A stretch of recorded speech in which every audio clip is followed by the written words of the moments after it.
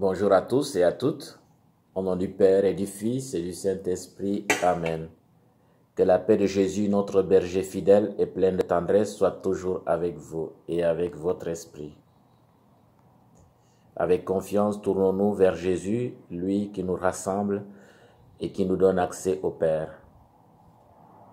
Humblement, nous implorons la miséricorde divine. Prions le Seigneur. Sois favorable à tes fidèles, Seigneur, et multiplie les dons de ta grâce. Entretiens en eux la foi, l'espérance et la charité, pour qu'ils soient attentifs à garder tes commandements par Jésus-Christ, ton Fils, notre Seigneur, qui vit et règne avec toi dans l'unité du Saint-Esprit, maintenant et pour les siècles des siècles. Amen.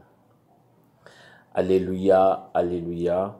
Mes brebis écoutent ma voix, dit le Seigneur. Moi, je les connais et elles me suivent. Alléluia, alléluia. Le Seigneur soit avec vous et avec votre esprit. Évangile de Jésus-Christ selon saint Marc. Gloire à toi, Seigneur. En ce temps-là, après leur première mission, les apôtres se réunirent auprès de Jésus et lui annoncèrent tout ce qu'ils avaient fait et enseigné. Et il leur dit: venez à l'écart dans un endroit désert et reposez-vous un peu. De fait, ce qui arrivait et ce qui partait étaient nombreux, qu'on n'avait même pas le temps de manger. Alors ils partirent en barque pour un endroit désert à l'écart. Les gens le virent s'éloigner et beaucoup comprirent leur intention. Alors à pied de toutes les villes, ils coururent là-bas et arrivèrent avant eux. En débarquant, Jésus vit une grande foule. Il fut saisi de compassion envers eux parce qu'ils étaient comme des brebis sans berger. Alors il se mit à les enseigner longuement. Acclamons la parole de Dieu. Louange à toi, Seigneur Jésus. Frères et sœurs en Jésus-Christ, appelés par Jésus-Christ comme apôtres choisis, les 12 reviennent de leur première mission avec enthousiasme, car des miracles et des guérisons ont été réalisés avec succès, à l'exception d'un sourd-muet. L'heure est à l'action de grâce. Le bilan semble très positif, mais il y a de la fatigue dans les jambes, et peut-être aussi de la faim dans l'estomac. Un repos serait le bienvenu, mais hélas, ou une petite collation, un petit repas, un petit lunch. Oui, il y a beaucoup à faire dans le champ apostolique, qu'on n'a pas le temps de se reposer, qu'on n'a pas le temps de manger son petit lunch, son petit repas. Il y a des va et des viens qui ne favorisent pas ce temps de repos, pourtant nécessaire. Jésus est pris de compassion comme le ferait un bon berger face à des brebis en errance, c'est-à-dire sans berger. Ainsi se pose à nous la question de ce que c'est un bon berger, un bon pasteur à la manière de Jésus-Christ. Oui, tout apôtre ou disciple est appelé à l'être à la manière de Jésus.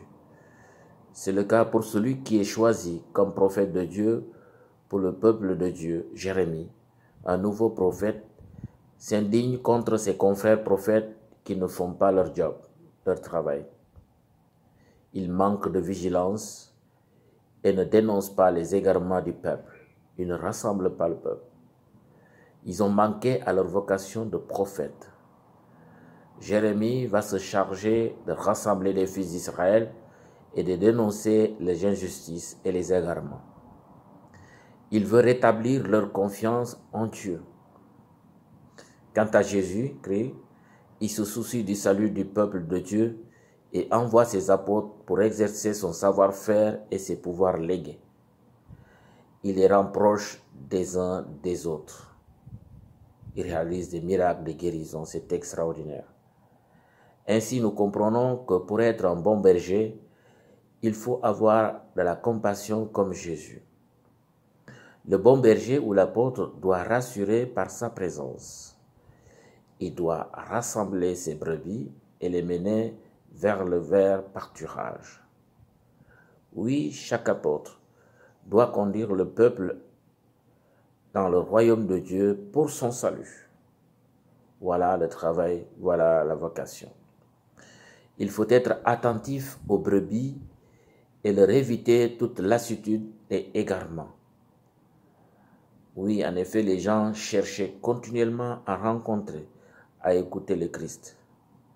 Ainsi, par sa mort et sa résurrection, il a uni les païens et les juifs en un seul peuple. Il avait du mal à avoir du repos.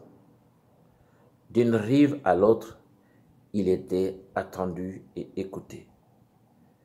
Il se rend toujours disponible malgré la fatigue parce qu'il est pris de compassion. Il veut donner du temps à chacun, à toi, à vous, à nous autres. Oui, à l'exemple de Jésus, nous devons être des bergers les uns des autres. Prions le Seigneur d'envoyer des ouvriers, des bons pasteurs à sa moisson pour faire advenir son royaume, qui nous donne la force et la persévérance d'un bon disciple missionnaire à l'exemple, à l'image du bon berger. Bon dimanche, que Dieu vous bénisse, le Père, le Fils et le Saint-Esprit. Amen.